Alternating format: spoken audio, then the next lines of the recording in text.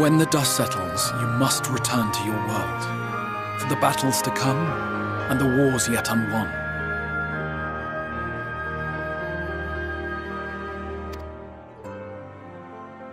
The final Light Warden is all that stands between us and victory. There is still much we must do to prepare, but for now, I will see if there is aught that may remedy the strange affliction which plagues you.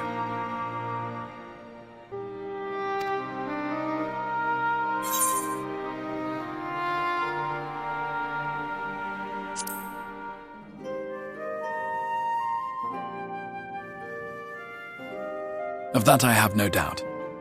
Even if I had my pick of every Reflections heroes, I could not have asked for a finer champion.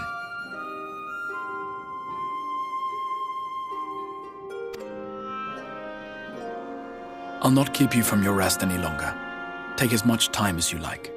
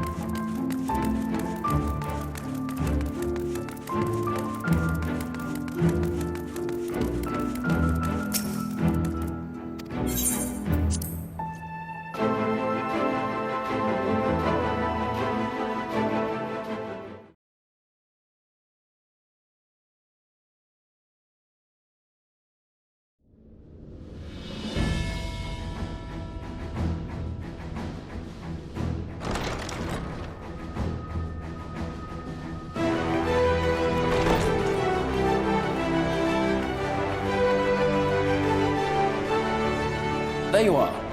May I assume you've had your fill of rest?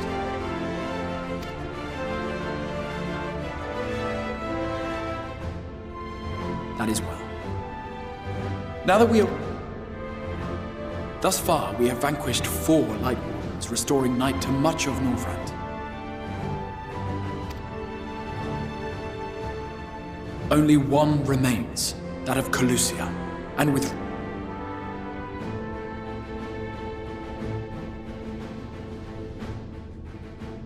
We're so close now.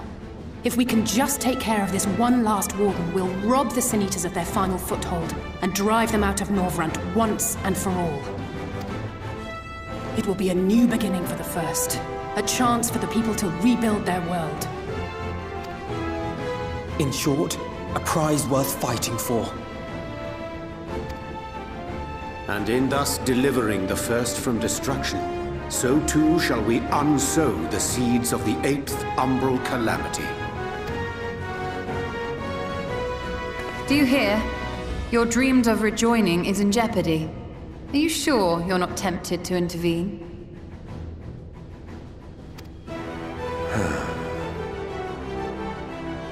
You labor under the misapprehension that vanquishing the Sin Eaters is tantamount to saving the world. It is not.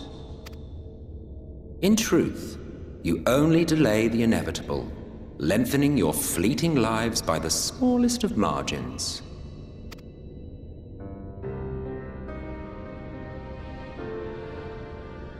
'Twould be churlish of me to deny you this small concession, close as we've become. Foolish and misguided though you are not without charm.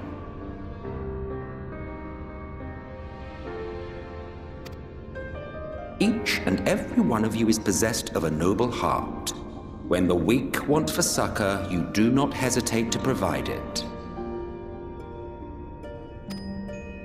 Alas, your nobility is short-sighted. You think only of the problem in front of your nose. A limitation of your ephemeral existence. Our lives may seem short and insignificant to the likes of you, but one does not need to be an eternal being to achieve lasting change. If I may stop you there, I do not claim that we Ascians are special. That is another misconception. In the beginning, everyone lived nigh for eternity. Such was the natural order of things. But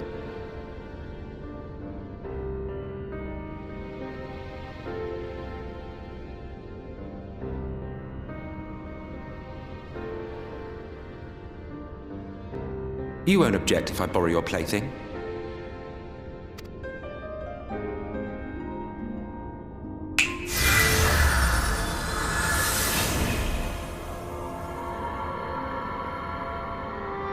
In the distant past, when the world was one and whole, a great calamity threatened all life.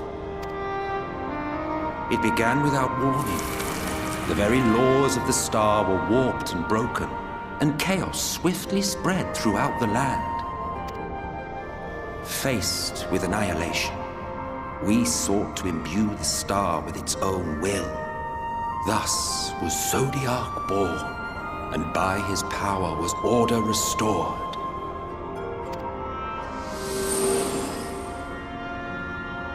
Ere long, however, thankless fools began to fear that Zodiac's might was too great, and so they conjured another to keep him in check.